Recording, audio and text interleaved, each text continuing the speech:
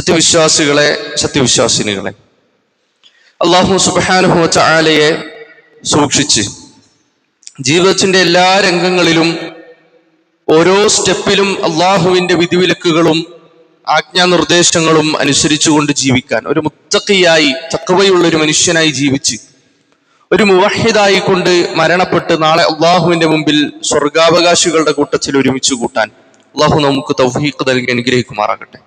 അതിനു വേണ്ടുന്ന പരിശ്രമങ്ങൾ ജീവിതത്തിലെമ്പാടും ഉണ്ടാകണമെന്ന് ഏറെ ഗൗരവത്തോടുകൂടി ആദ്യമായി എന്നെയും തുടർന്ന് നിങ്ങൾ ഓരോരുത്തരെയും ഉപദേശിക്കുകയാണ്, വസിയ്യത്ത് ചെയ്യുകയാണ്. പരിശുദ്ധ ദീനുൽ ഇസ്ലാമിന്റെ ചരിത്രത്തിൽ ഏറെ ശ്രദ്ധേയമായൊരു ഏടായിരുന്നു തബൂക്ക് യുദ്ധം.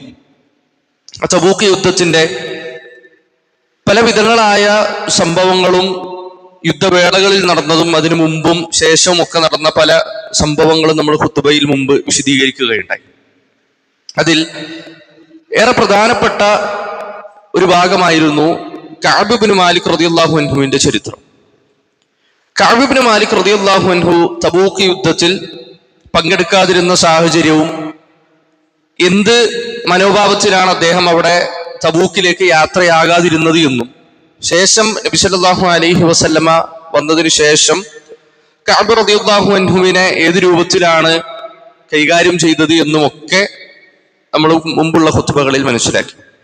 ഇവിടെ യാത്രാമധ്യേ തബൂക്കിൽ ചെന്ന് ക്യാമ്പ് ചെയ്യുന്ന സമയത്ത്, അവിടെ ടെന്റ് അടിച്ച് ക്യാമ്പ് ചെയ്യുന്ന സമയത്ത് റസൂലുള്ളാഹി സ്വല്ലല്ലാഹു അലൈഹി വസല്ലം തമ്മിന്റെ മുന്നിലുള്ള 30,000-ഓളം വരുന്ന സ്വഹാബികളുടെ കൂട്ടത്തിൽ കഅബ് റളിയല്ലാഹു അൻഹു വന്നിട്ടില്ല എന്നുള്ള വിവരം മനസ്സിലാക്കി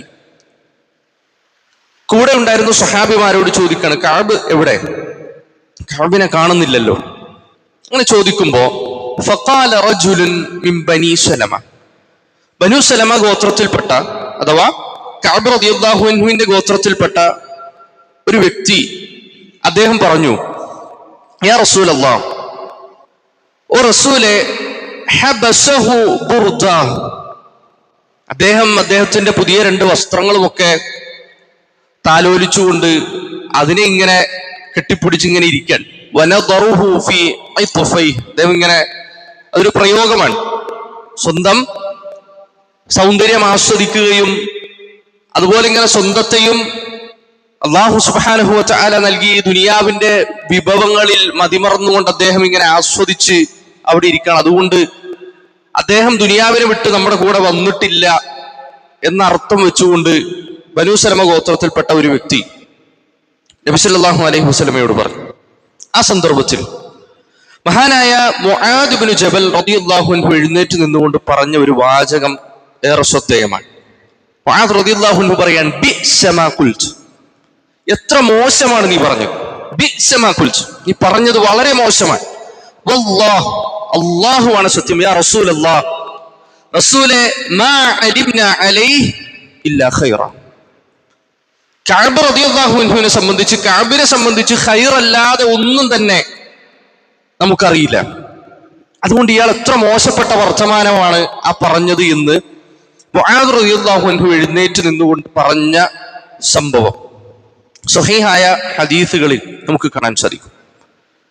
യഥാർത്ഥത്തിൽ ഇസ്ലാമിന്റെ അടിസ്ഥാനപരമായ ഒരു മര്യാദയാണ് ഒരു മുഅ്മിനിനെ പറ്റി, ഒരു സത്യവിശ്വാസിയെ പറ്റി നമുക്ക് വ്യക്തമല്ലാത്ത കാര്യങ്ങൾ നമ്മൾ ഊഹിച്ചുകൊണ്ട് അയാൾ ഇങ്ങനെ ആയിരിക്കും, അയാൾ ഇന്ന കാരണം കൊണ്ടായിരിക്കും, ഇന്ന വിഷയങ്ങളൊക്കെ കൊണ്ടായിരിക്കും എന്നൊക്കെ ഊഹിച്ചുകൊണ്ട് ഒരു വിശ്വാസിയുടെ അഭിമാനത്തിനും അയാളുടെ ഈമാനിനും കോട്ടം തെറ്റുന്ന രൂപത്തിലുള്ള സംസാരങ്ങളും നമ്മുടെ ഊഹങ്ങളും ജൽപ്പനങ്ങളും ഒക്കെ ഒഴിവാക്കി നിർത്തുക എന്നുള്ളത് വളരെ പ്രധാനപ്പെട്ട ഒരു വിഷയമാണ്. എത്രത്തോളം എന്നാൽ നമുക്ക് ഇഷ്ടമല്ലാത്ത ഒരു വർത്തമാനം വിശ്വാസിയായ നമ്മുടെ സഹോദരന്റെ അടുക്കൽ നിന്ന് കേൾക്കേണ്ടി വന്നാൽ പോലും, നോക്കൂ, മഹാനായ ഉമർ ഇബ്നുൽ ഖത്താബ് റളിയല്ലാഹു അൻഹു പറയുക, ലാ തദുന്ന ബികലിമത്തിൻ ഖറജത് മിൻ അഖീകൽ മുഅ്മിൻ, ഒരു മുഅ്മിനിന്റെ വായിൽ നിന്ന് വരുന്ന ഒരു സംസാരം, ഒരു മുഅ്മിനിന്റെ വായിൽ നിന്ന് വരുന്ന ഒരു സംസാരം, ലാ തദുന്ന ബികലിമത്തിൻ, അതിലേക്ക് നീ എന്ത് ചെയ്യരുത്, ഊഹിക്കരുത്, നീ വിചാരിച്ചു പോകരുത് ഇല്ലാ ഖൈറ. അതുകൊണ്ട് ഖൈറല്ലാതെ ഒന്നും നീ എന്ത് ചെയ്യരുത്, ചിന്തിക്കരുത്. എത്രത്തോളം എന്നാൽ വഅൻത തജിദു ലഹാ ഫിൽ ഖൈരി മഹ്മിലൻ. എത്രത്തോളം നിനക്ക് പറഞ്ഞത് ഇഷ്ടപ്പെട്ടില്ലെങ്കിൽ പോലും, നീ അവൻ പറഞ്ഞത് നിനക്ക് പറ്റിയതല്ലെങ്കിൽ പോലും, ഏതെങ്കിലും ഒരു വഴിയെ ആ സംസാരത്തിനെ ഒരു ഖൈറിലേക്ക് എത്തിക്കുന്ന രൂപത്തിൽ നീ ചിന്തിക്കാൻ പഠിക്കണം എന്നാണ്. ചിലപ്പോൾ സംസാരിച്ച അവൻ എന്താ അങ്ങനെ പറഞ്ഞത്, എന്തുകൊണ്ടായിരിക്കും ഇങ്ങനെ പറഞ്ഞത്, അത് അങ്ങനെ പറഞ്ഞത് ശരിയല്ലല്ലോ എന്നൊക്കെ നമ്മൾ ഒരു പക്ഷെ ചിന്തിക്കും. ഉമർ ഇബ്നുൽ ഖത്താബ് റളിയല്ലാഹു അൻഹു പറയാണ് വഅൻത തജിദു ലഹാ ഫിൽ ഖൈർ മഹ്മിലൻ. നീ എവിടെ വരെ പോണം, ആ പറഞ്ഞതിന് ഏറ്റവും നല്ല അർത്ഥം എങ്ങനെ കൊടുക്കാൻ കഴിയുമോ, ആ വ്യക്തി പറഞ്ഞതിന് ഏറ്റവും നല്ല അർത്ഥം കൊടുക്കുന്ന രൂപത്തിലേക്ക് അയാളുടെ സംസാരത്തെ നീ ചിന്തിച്ച് ആ കോലത്തിലേക്ക് ആക്കിയെടുക്കണമെന്ന്. അതൊരു വിശ്വാസിയോടുള്ള ഒരു വിശ്വാസിയുടെ ബാധ്യതയാണ്. എന്നാൽ പലപ്പോഴും ഈ വിഷയത്തിലൊക്കെ നമ്മൾ വലിയ വീഴ്ച വരുത്താറുണ്ട് എന്നുള്ളത് വലിയൊരു യാഥാർത്ഥ്യമാണ്. നോക്കുക, സലഫുകൾ പറയാറുണ്ടായിരുന്നു ഇൽതമിസ് ലി അഖീക 70 ഉദ്റൻ. അഥവാ നീ നിന്റെ സഹോദരന് വേണ്ടി 70 ഉദ്റുകൾ കണ്ടുപിടിക്കണം. നിനക്ക് നിന്റെ സഹോദരനോട് എന്തെങ്കിലും ഒരു അസംതൃപ്തി തോന്നി, എന്തെങ്കിലും ഒരു പൊരുത്തക്കേട് തോന്നിയാൽ, നിന്റെ സഹോദരന്റെ ഭാഗത്തു നിന്ന്, മുഅ്മിനായ നിന്റെ സഹോദരന്റെ ഭാഗത്തു നിന്ന് എന്തെങ്കിലും ഒരു പൊരുത്തക്കേടോ ബുദ്ധിമുട്ടോ നിനക്ക് അനുഭവപ്പെട്ടാൽ 70 ഉദ്റൻ, നീ 70 കാരണങ്ങൾ കണ്ടുപിടിക്കണം. ഇന്നതുകൊണ്ടായിരിക്കും അങ്ങനെ സംഭവിച്ചിട്ടുണ്ടാവുക, ഇന്ന വിഷയം കൊണ്ടായിരിക്കും, അങ്ങനെ ഒരു അവസ്ഥയിലൊക്കെ നിന്നതുകൊണ്ടായിരിക്കും, എന്തെങ്കിലുമൊക്കെ തിരക്കിലായതുകൊണ്ടായിരിക്കും, വേറെ എന്തെങ്കിലുമൊക്കെ കാരണം ഉണ്ടാവും, എന്തെങ്കിലുമൊക്കെ പ്രശ്നങ്ങളുടെ നടുവിലായിരിക്കും, അതല്ലെങ്കിൽ അതായിരിക്കില്ല ഉദ്ദേശിച്ചത്. ഇങ്ങനെ 70 കാരണങ്ങൾ കണ്ടുപിടിക്കണം. നമ്മളോ ഒന്നാമത്തെ കാരണത്തിൽ തന്നെ ആളെ നിലത്തിട്ടുണ്ടാവും. നോക്ക, ഇബ്നു സിരീൻ, അബൂ ഖിലാബ, അവരൊക്കെ താബിഈങ്ങളിൽപ്പെട്ട പണ്ഡിതന്മാരാണ് റഹ്മഹുമുല്ലാഹ്. അവരുടെ സ്വഹീഹായ ഒരു ഖൗല് നമുക്ക് കാണാൻ സാധിക്കും. ഇദാ ബലഗക അൻ അഖീക ശൈഅൻ, നിന്റെ സഹോദരനെ പറ്റി ഒരു വാർത്ത നിന്റെ അടുക്കലെത്തി.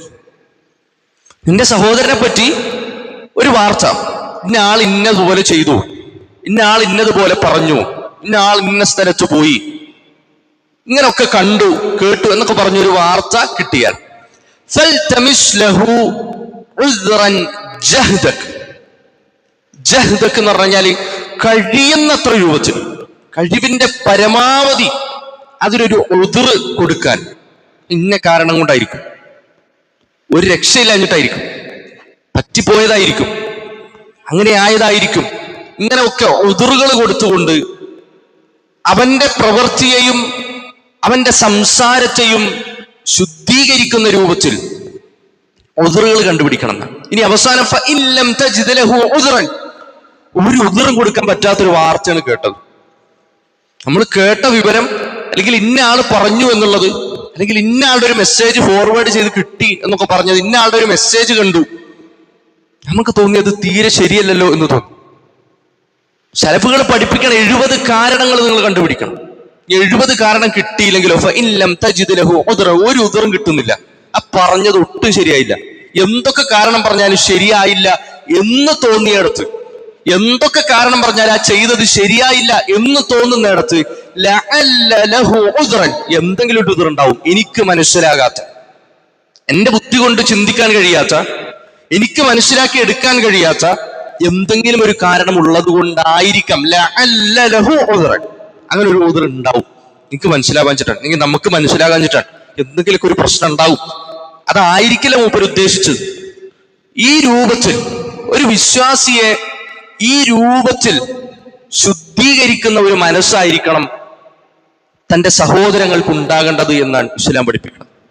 നോക്കൂ, നിങ്ങൾ 2-3 ദിവസം ഒരാളെ പള്ളിയിൽ കണ്ടില്ല, നമ്മളെന്താ പറയാ,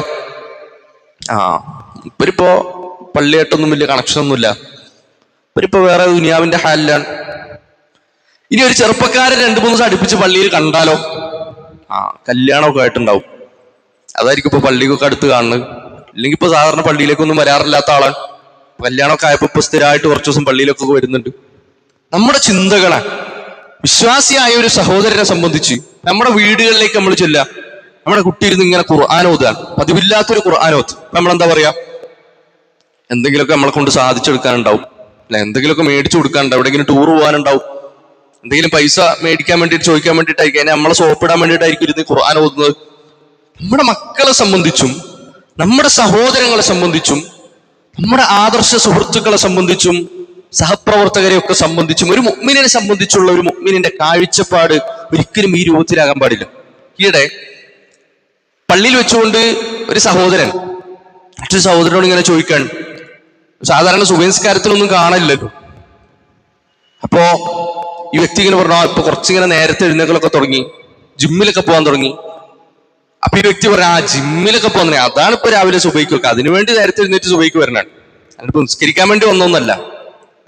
ഒരു വിശ്വാസി സുബഹി നമസ്കാരത്തിന് വരുമ്പോ സന്തോഷിക്കേണ്ടതിന് പകരം ഇന്ന ദുനിയാവിന്റെ ഇന്ന ആവശ്യം ആയതുകൊണ്ടല്ലേ, യാത്ര ഉള്ളത് കൊണ്ടല്ലേ, ഇന്ന ആവശ്യങ്ങളൊക്കെ ഉള്ളത് കൊണ്ടല്ലേ പള്ളിയിലേക്ക് വന്നത്, ഇല്ലെങ്കിൽ ഇപ്പൊ പള്ളിക്കൊന്നും കാണൂല്ലല്ലോ.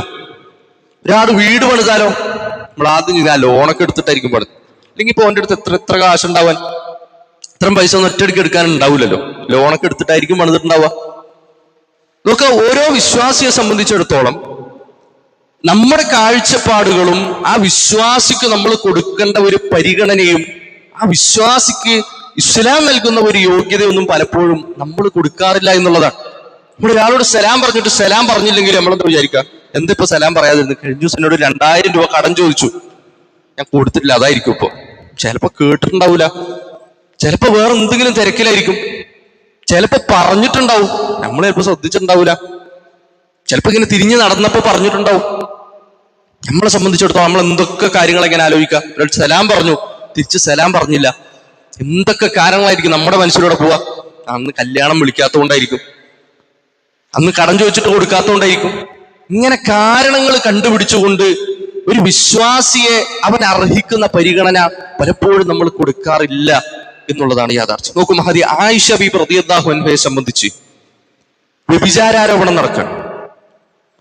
ആയിഷ ബീബി റളിയല്ലാഹു അൻഹ വ്യഭിചാരിണിയാണ് എന്ന വാർത്ത പരക്കുകയാണ്. മഹാനായ സ്വഹാബി സഫ്വാൻ റളിയല്ലാഹു അൻഹുവിന്റെ പേര് ചേർത്തിട്ടാണ് അപവാദങ്ങൾ പരക്കെ. അബ്ദുല്ലാഹിബ്നു ഉബയ്യ് ഇബ്നു സലൂൽ എന്ന് പറയുന്ന മുനാഫിഖായ വ്യക്തിയാണ് ഈ വാർത്ത പരത്താൻ വേണ്ടി ആദ്യം അതിനുവേണ്ടി പരിശ്രമിച്ചതും അതിങ്ങനെ ആളുകളുടെ ഇടയിൽ പരത്തിയത്. ഹസ്സാൻ ഇബ്നു സാബിത്ത് റളിയല്ലാഹു അൻഹുവിനെ പോലുള്ള സ്വഹാബിമാരടക്കം എന്ത് ചെയ്തു, ആ വാർത്തയെ ഏറ്റുപിടിക്കുകയും പ്രഗത്ഭരായ പല സ്വഹാബിമാരും ആ വാർത്തകൾ ഏറ്റുപിടിക്കുകയും മറ്റുള്ള ആളുകളോട് ഇത് പറഞ്ഞു നടക്കുകയും ചെയ്ത സന്ദർഭത്തിൽ പരിശുദ്ധ ഖുർആനെതിരെ ശക്തമായിക്കൊണ്ട് താക്കീത് ചെയ്യുന്നു. പരിശുദ്ധ ഖുർആനിലെ 24-ാം അധ്യായം സൂറത്തുൻ നൂറിന്റെ 12-ാമത്തെ ആയത്ത് അല്ലാഹു സുബ്ഹാനഹു വ തആല ഒരു ചോദ്യം ചോദിക്കാൻ, ലൗലാ ഇദ് സമിഅ്തുമൂ, നിങ്ങളത് കേട്ടല്ലോ, അങ്ങനെ ഒരു വാർത്ത നിങ്ങൾ കേട്ട സമയത്ത് വന്നൽ മുഅ്മിനൂൻ വൽ മുഅ്മിനാത്ത്, വന്നൽ മുഅ്മിനൂന വൽ മുഅ്മിനാത്ത്, ചിന്തിക്കേണ്ടത് നിങ്ങൾ ലൗല, എന്തുകൊണ്ട് നിങ്ങൾ ചിന്തിച്ചില്ല മുഅ്മിനീങ്ങളെ സംബന്ധിച്ചും മുഅ്മിനീകളായ സ്ത്രീകളെയും പുരുഷന്മാരെ സംബന്ധിച്ചും ബി അൻഫുസിഹിം ഖൈറ, നിങ്ങളുടെ കൂടെയുള്ള വിശ്വാസികളല്ലേ അവർ. അല്ലാഹു സുബ്ഹാനഹു വ തആല സ്വഹാബത്തിനോട് ചോദിക്കുന്ന ചോദ്യമാണ്. നിങ്ങളുടെ കൂടെയുള്ള മുഅ്മിനീങ്ങളായ ആളുകൾ, നിങ്ങളുടെ ഉമ്മ ആയിഷ ബീബി റളിയല്ലാഹു അൻഹ, സ്വഹാബിമാരിൽ പ്രഗത്ഭനായ ധീരനായ സ്വഹാബിയാണ് സഫ്വാൻ റളിയല്ലാഹു അൻഹു.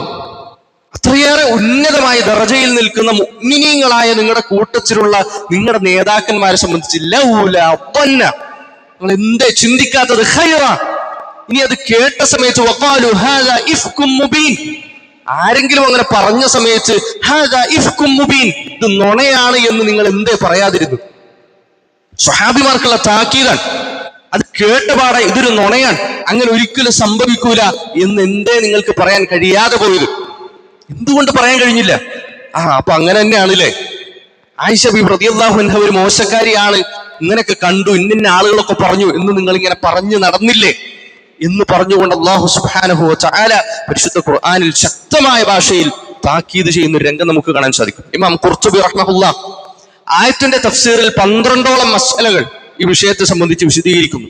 ഇമാം ഖുർത്തുബി റഹ്മഹുല്ലാഹ് പറയാ, വഖാല ഇബ്നു സെയ്ദ് റഹിമഹുല്ലാഹ് അദ്ദേഹം പറയാ വന്നൽ മുഅ്മിനൂന അന്നൽ മുഅ്മിന ലാ യഫ്ജുറു ബി ഉമ്മിഹി. ഒരു മനുഷ്യൻ എങ്ങനെ ചിന്തിക്കാൻ കഴിയാം? ഒരു മനുഷ്യൻ എങ്ങനെ ചിന്തിക്കാൻ കഴിയും തന്റെ ഉമ്മയെ സംബന്ധിച്ച്? ആയിഷ ബീബി റളിയല്ലാഹു അൻഹ വിശ്വാസികളുടെ ഉമ്മയാണ്.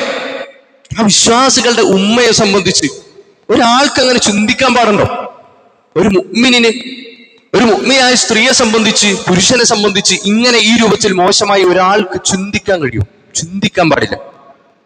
ആ സമയത്ത് കൃത്യമായ നിലപാടെടുക്കണമായിരുന്നു. ആരെ പോലെ?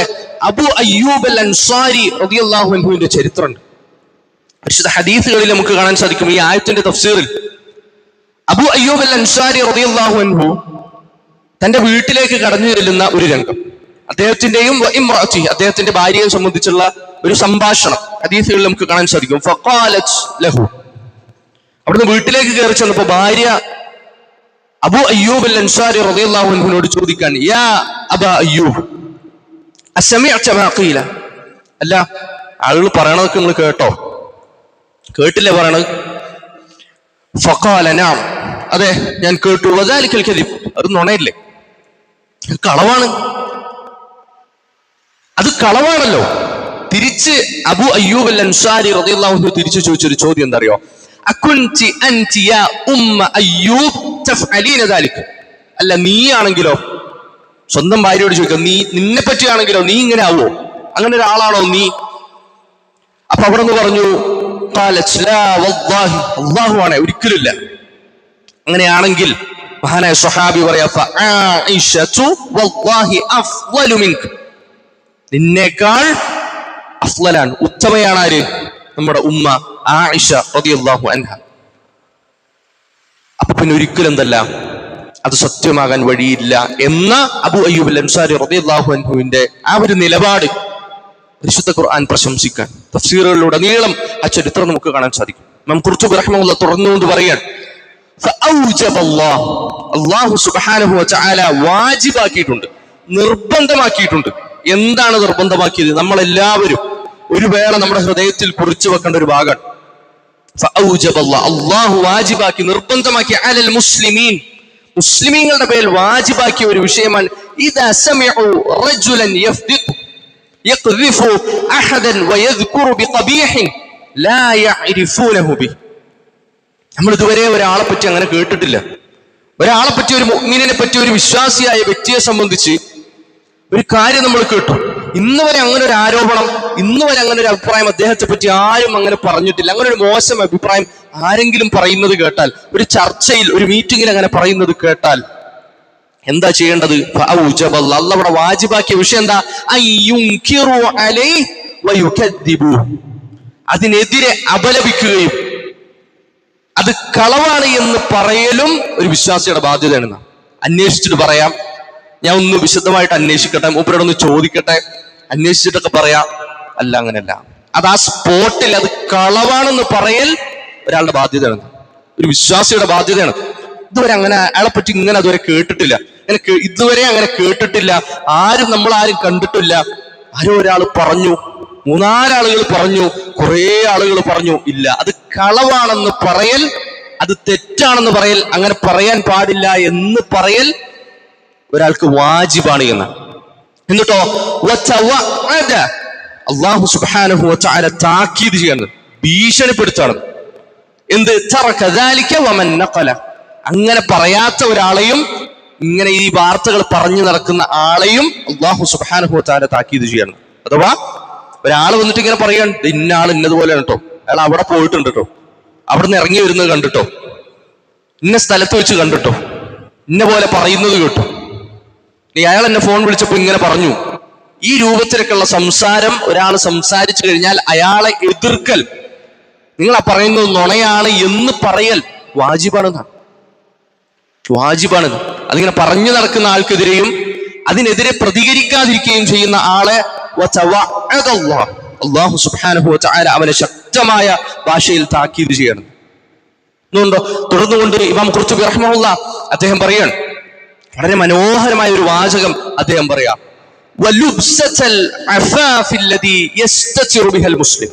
ഒരു മുസ്ലിമിന്റെ വസ്ത്രം എന്ന് പറയുന്നു, ഒരു മുസ്ലിം ധരിച്ചിരിക്കുന്ന നേരായ പാതയുടെ ഒരു വസ്ത്രമുണ്ട്, ഒരു സിറാത്തുൽ മുസ്തഖീമിന്റെ ഒരു വസ്ത്രമുണ്ട്. ലാ യുസീലുഹാ അൻഹു ഖബ്റുൻ, അത് ഏതെങ്കിലും ഒരു വർത്തമാനം കൊണ്ട് കീറിപ്പോകുന്നതോ ഡാമേജ് സംഭവിക്കുകയും ചെയ്യുന്ന ഒരു വസ്ത്രമല്ല ഒരു മുസ്ലിമിന്റെ വസ്ത്രം എന്ന് പറയുന്നത്. തഖ്വയുടെ വസ്ത്രം, ഈമാനിന്റെ വസ്ത്രം എന്ന് പറയുന്നത് ആരുടെയെങ്കിലും ഒരു വർത്തമാനം കൊണ്ട്, എന്നിട്ടോ മുഹ്തമിൽ വഇൻഷാ, അതിങ്ങനെ 4 ആള് പറഞ്ഞു നടന്നാലും 1000 ആള് പറഞ്ഞു നടന്നാലും ആരുടെയെങ്കിലും സംസാരം കൊണ്ട് കോട്ടം സംഭവിക്കുന്ന ഒന്നല്ല ഒരു മുഅ്മിനിന്റെ, ഒരു മുസ്ലിമിന്റെ ഈമാനിന്റെ തഖ്വയുടെ വസ്ത്രം എന്ന് പറയുന്നത്. എത്ര ഗൗരവകരമായ വിഷയം, എത്ര ഗൗരവകരമായ വിഷയം.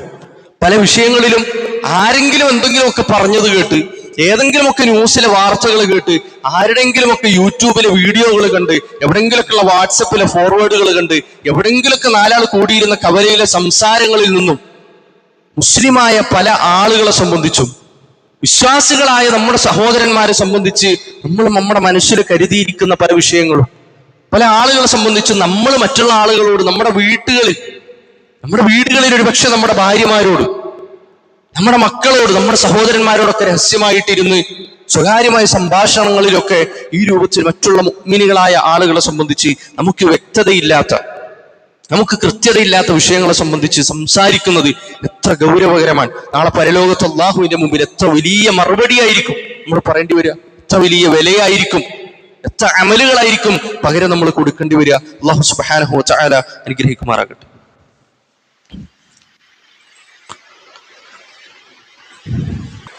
അൽഹംദുലില്ലാഹ് الذي هدانا لهذا وما كنا لنهتدي لولا أن هدانا الله. أصلي وأسلم على سيد الأنبياء والمرسلين نبينا محمد وعلى آله وأصحابه أجمعين. أما بعد.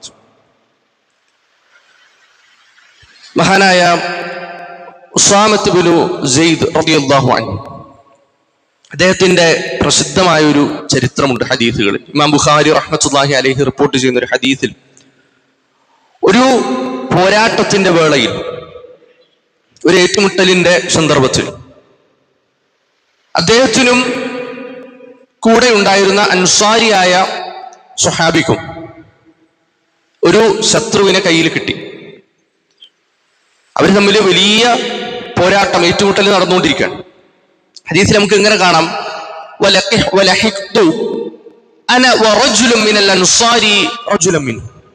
ഞാനും അൻസാരിയായ എന്റെ സഹോദരനും എതിർവശത്തു നിന്നും ഓപ്പോസിറ്റ് നിന്നുള്ള ഒരു ശത്രുവിനെ ഞങ്ങളിങ്ങനെ ഏറ്റുമുട്ടിക്കൊണ്ടിരിക്കുകയാണ് പരസ്പരം. അവസാനം അവസാനം അവൻ തോൽക്കുമെന്നായി, അവൻ മരിക്കുന്നായി. ഞങ്ങൾക്കായി മേൽക്കൊയ്മ. അവൻ തോൽക്കുമെന്നായ സമയത്ത് ഖാല ലാ ഇലാഹ ഇല്ലല്ലാഹ്, അവൻ പറഞ്ഞു ലാ ഇലാഹ ഇല്ലല്ലാഹ് എന്ന് പറഞ്ഞു. ആ സമയത്ത് അൻസാരിയായ എന്റെ കൂടെ ഉണ്ടായിരുന്ന ആൾ എന്ത് ചെയ്തു? മാറി നിന്നു. അത് കേട്ടപ്പോ എന്ത് ചെയ്തു? അടിയും ഇടിയൊക്കെ നിർത്തി മാറി നിന്നു അദ്ദേഹം. അതേ സമയത്ത് ഞാനോ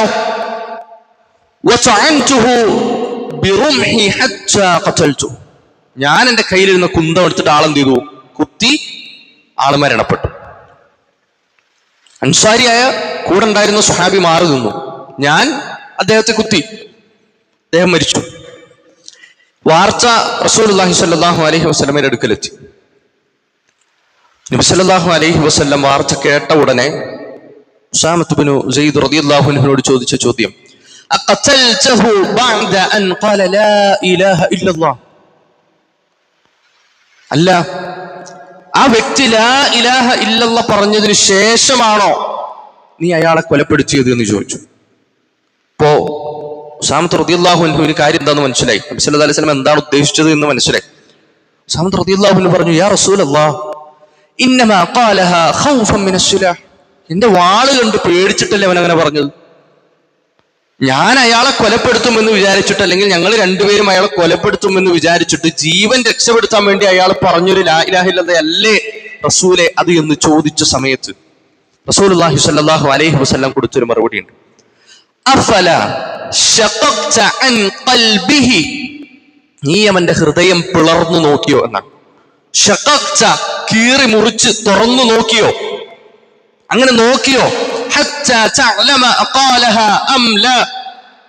അവൻ എന്തുദ്ദേശിച്ചിട്ടാണ് പറഞ്ഞത്? ജീവൻ രക്ഷിക്കാൻ വേണ്ടി പറഞ്ഞതാണോ?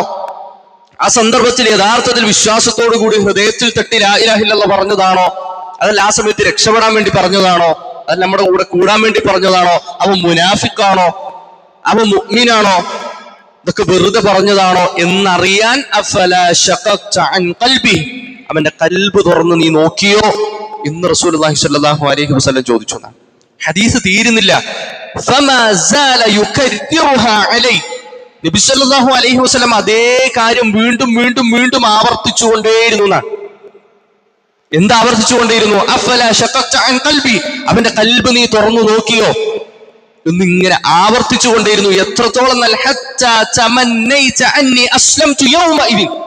ഞാൻ അന്ന് വരെ ഒരു മുസ്ലിം ആയിരുന്നില്ലെങ്കിൽ എന്ന് ഞാൻ ആഗ്രഹിച്ചു പോയി.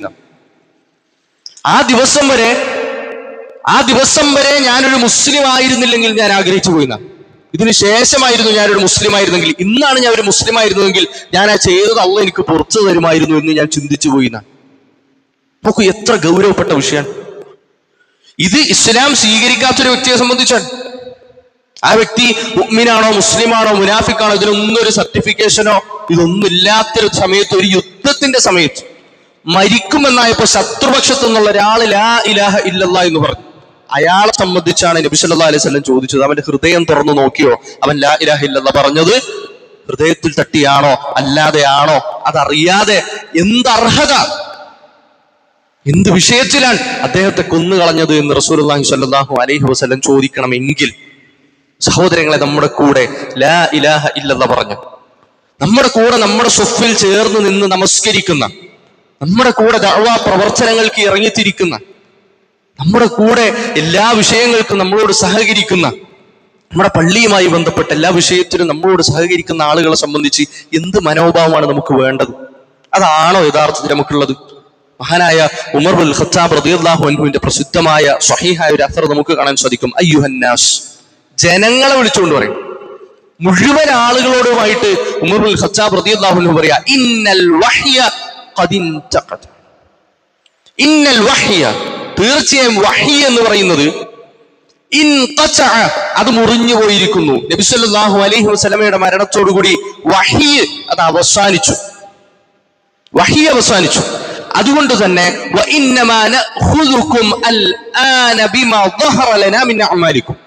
നിങ്ങളുടെ പ്രവർത്തനങ്ങൾ നോക്കിയായിരിക്കും ഇനി നിങ്ങൾ എന്ത് ചെയ്യുക, നമ്മൾ വിലയിരുത്തുക. നിങ്ങളുടെ പ്രവർത്തനങ്ങൾ നോക്കി നിങ്ങൾ നമസ്കരിക്കുന്ന ആളുകളാണോ, നിങ്ങൾ ഖൈറൊക്കെ ചെയ്യുന്ന ആളുകളാണോ എന്ന് നോക്കിയായിരിക്കും നിങ്ങൾ എന്ത് ചെയ്യുക, നമ്മൾ വിലയിരുത്തുക എന്ന് ഉമർ ബിൻ ഖത്താബ് റളിയല്ലാഹു അൻഹു പറയാൻ. ഫമൻ അദ്ഹറ ലനാ ഖൈറ, പുറമെ ഖൈറൊക്കെ ഉള്ള ആളുകളുണ്ടാവും, നന്മകളൊക്കെ ചെയ്യുന്ന ആളുകളുണ്ടാവും.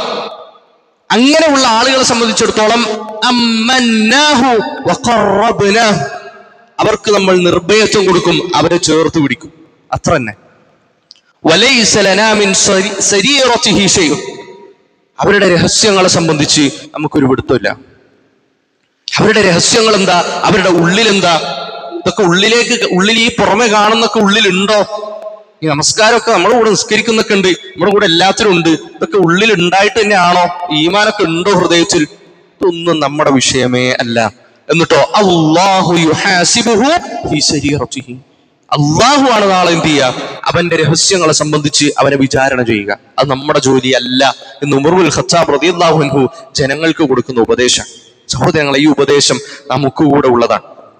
നമ്മുടെ സഹോദരന്മാരെ സംബന്ധിച്ച്, വിശ്വാസികളെ സംബന്ധിച്ച് ആളുകൾ പറയുന്ന വർത്തമാനങ്ങൾ, സംസാരങ്ങൾ, അല്ലെങ്കിൽ നമുക്ക് തോന്നുന്നത്, അത് ചിലപ്പോൾ വാട്സപ്പിൽ ഒരു മെസ്സേജ് കണ്ടിട്ടായിരിക്കാം, ആരുടെങ്കിലും ഒരു വാട്സപ്പിലെ സ്റ്റാറ്റസ് കണ്ടിട്ടായിരിക്കാം, എവിടെയെങ്കിലൊക്കെ ഉള്ള എന്തെങ്കിലും ഒരു ഷെയറുകൾ കണ്ടിട്ടായിരിക്കാം, ആരെങ്കിലും ഒക്കെ പറഞ്ഞു കേട്ടതായിരിക്കാം.